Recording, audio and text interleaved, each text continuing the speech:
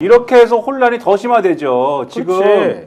지금 말씀하셨듯이 사고를 논하지만 윤석열이라는 자는 아직도 공식적으로는 대통령직에 있는 것이고 대통령직을 뭐 자기가 뭐 수행을 못한다고 스스로 얘기한 적도 없고요. 임명권을 행사했잖아. 행안부 장관 몸이 사표 수리 받았잖아. 그렇죠. 몸이 다 멀쩡하고 네. 오늘 국방부도 밝혔습니다. 현재 군 통수권은 대통령에게 있다. 아, 국방부가 그렇게 얘기했어요? 그렇죠. 그렇죠. 그건 그거 부인할 수 있는 방법이 그게 없잖아요. 그렇죠. 헌법적 사고 방식이 딱 그렇죠. 맞는 거죠. 그리고 이게 작동을 한시 정권이 작동을 하려면은 오로지 정치적 합의에 의해서만 작동을 하거든요. 즉 예. 윤석열이라는 자가 좋아, 난 이제부터 너희 두 한시들이 대한 소한, 대한 한덕수, 소한 한동훈이가 합의해가지고 뭐 당정협의 이런 걸 통해서 합의를 하겠죠. 그래가지고 갖고 온 안에 대해서 나는 도장만 찍을게. 나는 내 스스로 그렇게 할게. 나는 이 약속을 꼭 지킬게. 갖고 와봐. 이렇게 해서 하겠다. 이 약속을 지킬 때에만 이 한시 정권이 작동을 하는 것이고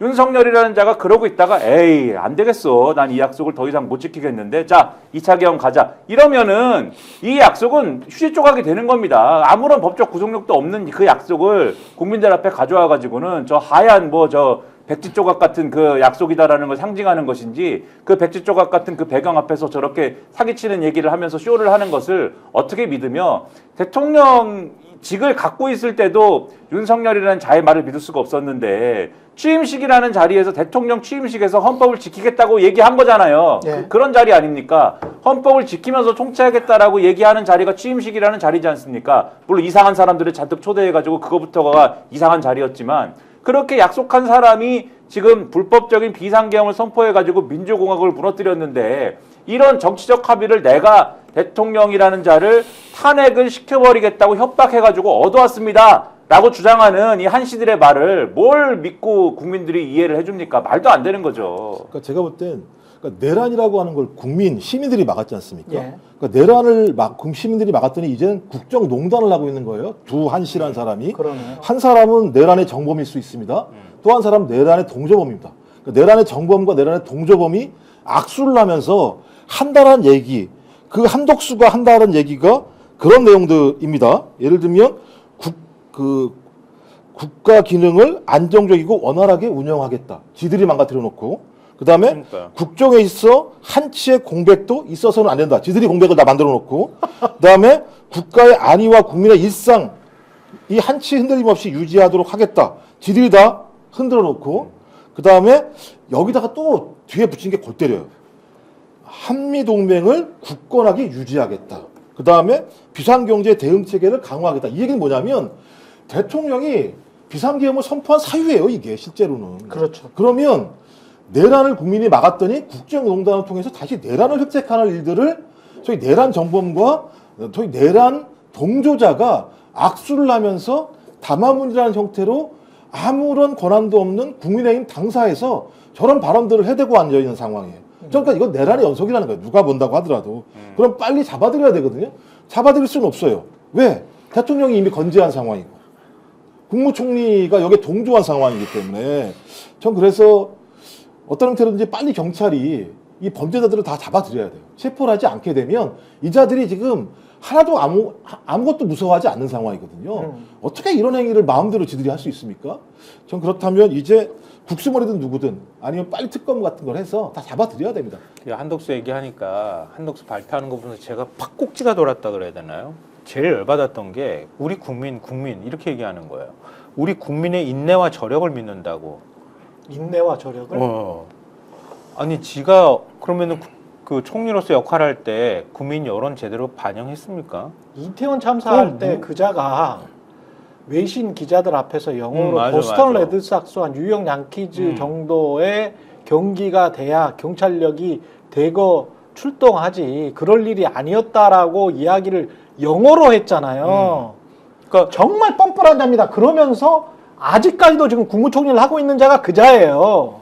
그래놓고 나중에 와가지고 이런 상황이 되니까 그 위기 상황으로 몰아넣은 자가 우리 국민을 믿습니다. 우리 국민의 인내와 저력을 믿습니다. 이렇게 보면서 막 토 나올 것 같더라고 저는 솔직히. 그런 생각이 들었는데 한동훈이가 그래가지고 만들어낸 논리가 이거예요. 총리가 권한을 일정하게 대행할 수 있다고 하는 논리로 만들어낸 게 민주당의 박근혜 탄핵 때 그때 총리가 역할을 맡을 수 있도록 해야 된다. 권한을 대행할 수 있도록 해야 된다고 주장을 했던 거 아니냐. 이렇게 얘기를 하는 거야 또. 그러니까 진짜 이 말장난에 거의 천재야 내가 볼 땐. 그러니까 그 나름대로의 논리를 만들어내는 게 그건데 최순실 박근혜 국정농단은 최순실이라고 하는 박근혜와 아주 어렸을 때부터 밀접한 관계를 맺어온 인간에 의해서 생겨난 일종의 사적인 국정농단에 가깝단 말이에요. 국제 공적 시스템을 흔들어 놓은 거란 말이에요. 예. 근데 지금의 사태는 총리가 공범이고 지금 이 국정을 이렇게 만들어 온 당사자란 말이에요. 그렇죠. 그리고 내란 음모에 지금 내란 음모를 같이 했다고 하는 의심까지 받는 인간이고 한동훈은 국정 2인자 소리를 들었던 인간이란 말이에요. 그 인간 둘이서 윤석열을 빼고 우리가 국정 운영할게요. 이 소리를 하는 건데 어떻게 박근혜 때 거를 갖고 와가지고 지금하고 비교하면서 지금도 이렇게 할 수 있어요. 있다고 소리를 하고 있는지 모르겠어요. 그 부분을 말씀하십시오. 조금 보완해서 말씀드리면 그 당시에 민주당의 해법이라는 거는 첫째로 그 당시에 국정농단이라는 거는 대통령이 사인에게 권력을 사적으로 위임해서 위헌적 상황을 만든 게 문제였지 않았습니까? 예. 그러니까 사인에게 위임하지 말고 이것을 어쨌든지 간에 공적인 영역으로 갖고 오자라고 하는 해법을 떠올릴 수밖에 없는 상황이었던 거고 그러다 보니까 이제 그런 해법도 얘기했던 것인데 결국 그래서 이제 그런 해법이 나왔던 것이다. 근데 지금 상황은 어떻습니까? 윤석열이라는 자가 권한을 갖고 있으면 비상계엄을 선포해버린다. 이런 상황이잖아요. 그러면 어서 이 공적 권한을 다 뺏어버리는 게 중요하다. 직무정지를 시켜버리는 게 중요하다. 그러니까 하루빨리 탄핵시켜버리는 게 중요하다. 이 논의를 하고 있는 거 아닙니까? 상황 자체가 다르다. 첫 번째로 이 말씀을 드리고 두 번째는 그 당시에 민주당과 뭐 그 당시에 새누리당이 그런 여러 가지 정치적인 어떤 이런 해결 방법도 모색했습니다마는 결국은 어떻게 했습니까? 국민들이 뭘 원했습니까? 국민들이 탄핵하라고 했어요. 그렇죠. 그래서 그 당시에는 역사적으로 탄핵을 해본 일이 없었기에 그런 여러 가지를 모색하다가 결국은 탄핵했지 않습니까? 탄핵밖에 방법이 없다라는 결론에 이르렀지 않습니까? 그렇죠. 탄핵을 했어요. 그래서 한번 해봤지 않습니까? 그때는 작동 안 했던 해법을 지금 또 합니까? 그러면 지금은 아까 우리 한덕수 그 한덕수 내란 공범인 한덕수라는 사람이 국민의 저력과 인내와 저력을 믿는다 이렇게 얘기했다고 하는데 저는 국민의 이 저력과 그 인내심을 제가 보니까는 집회 현장에 있습니다. 그게 그럼요. 인내와 저력이 추운데 그것도 20대들이 엄청 많이 나왔어요. 제가 네. 사실은 요 표결할 때 네. 다른 데 가서 떠들고 있었는데 네. 떠들고 이제 그 표결 안 되고 그 다음에 좀 더 떠들고 이러다 이제 실망한 채로 집에 갔을 거 아닙니까? 예. 가다가 일부러 여의도 근처에 가가지고 저도 한번 들렸어요? 가봤어요. 밤에? 어떤 상황인가? 끝나고 다 이제 파장 분위기일 것이다. 슬프게 집에 돌아갈 것이 생각했는데 아닙니다. 아직도 앉아 있었어. 난리가 났습니다. 다들 네. 노래 부르고 그렇죠. 난립니다. 다들. 예. 그게 인내와 저력이에요. 근데 뭘 기대하고 무엇을 바라면서 그 인내심과 저력을 발휘하고 있었겠습니까? 이 나라에서 이런 일이 일어났을 때 이 나라의 민주주의는 그것을 바로잡는다. 그걸 보여주고 싶은 거 아닙니까? 거기서 인내와 저력을 기대하는 것이지 엄한 데서 지금 그런 얘기를 하고 있습니까? 제가 한마디만 더 예. 하면 윤석열을 믿어요? 한동훈한테 물어보고 싶어. 난 윤석열을 믿어요? 예? 그동안 그렇게 속았는데 그렇게 두드려 맞았는데 또 때리지 않을 거라고 믿고 있단 말이에요? 거짓말하지 말라 그래. 자기가 대통령 되거나 대권 가지고 하거나 한동훈은 권한 행사하고 자기가 살아남기 위해서 하는 거지. 자기가 대통령 되고 싶은 것, 그 다음에 본인이 관련돼 있는 어떤 범죄 혐의들 있지 않습니까? 왜냐면은 이게 조국혁신당에서 특검을 요구할 만한 이유가 충분히 있어요. 아니, 그동안에 그런 사건들이 굉장히 많았잖아. 그동안에 그렇게 국민들 속이고 네. 그리고 하다못해 대국민 담화 때 계엄하고 난 다음에 담화 한마디로 요약하면 놀라셨죠? 놀라셨으면 미안해요. 이거 아니에요? 나는 절박하면서 했는데 좀 놀라셨으면 미안합니다. 이렇게 한 담화인데 그걸 어떻게 믿으며 지금 대통령 직무 내려놓겠다고 얘기하는 거 박근혜 때도 안 지켰거든요. 이걸 윤석열이 지킬 거라고 누가 믿어? 그리고 검찰 경찰 수사한다 그러는데 특검으로 가든 어쨌든 간에 수사 제대로 협조하라 그러면 대통령실에서 협조할까요?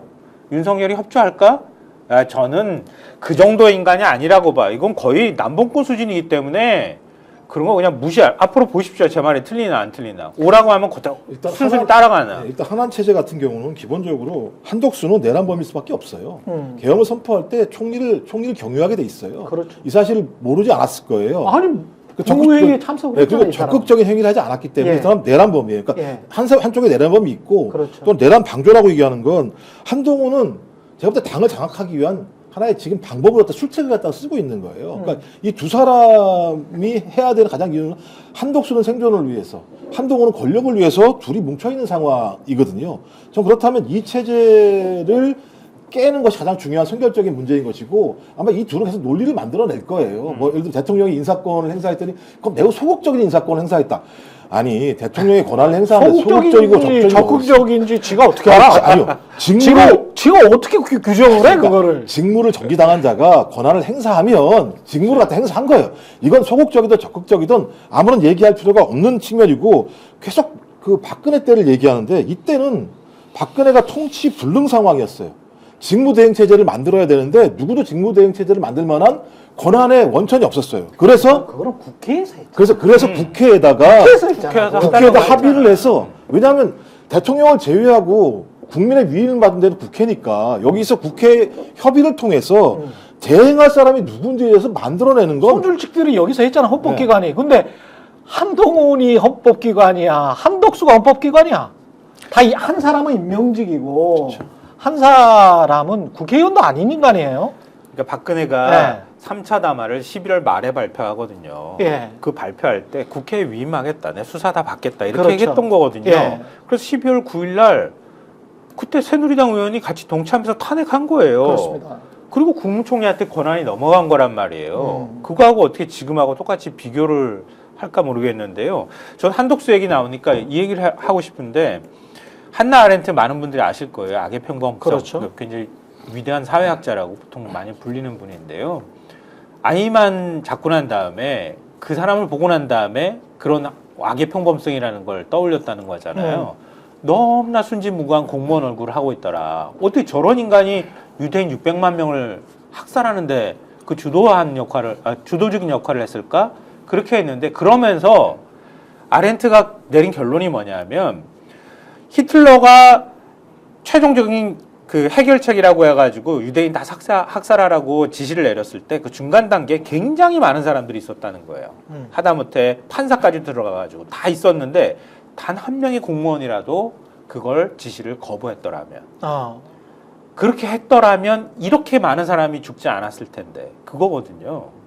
한독수가 만약에 뭐 2시쯤에 가가지고 대통령을 설득하기 위해서 갔니 왔더니 이런 소리 하는데 예. 10시쯤에 국무회의, 9시쯤에 국무회의 할 때, 비상계엄령 할 때, 자기가 죽어도 안 됩니다. 죽어도 안 됩니다. 끝까지 안 됩니다라고 얘기했다면 계엄령 발동할 수 있었을까요? 예? 근데 이것도 이제 우리가 좀 짚어봐야 되는데 사실은 언제부터 이 사람이 성정이 이렇게 포악하고 불법적인 행태를 자행하는지를 옆에 강요들이랄지 대통령실 사실은 대통령실 출입기자들도 상당 부분 많이 알고 있었거든요. 그래서 저는 이 인간들이 일종의 부역자들이라고 생각을 하는데 오랫동안 많이 알고 있었던 인간들이에요. 국민의힘 의원들은 말할 것도 없고 그러면 이렇게 대통령으로서의 자격도 없고 그 다음에 아니 이게 우리가 팩트가 더 나와야 되는데 팩트가 더 나오면 국민들이 경악할 수밖에 없는 게 만약에 이렇게 한번 상상을 해봅시다.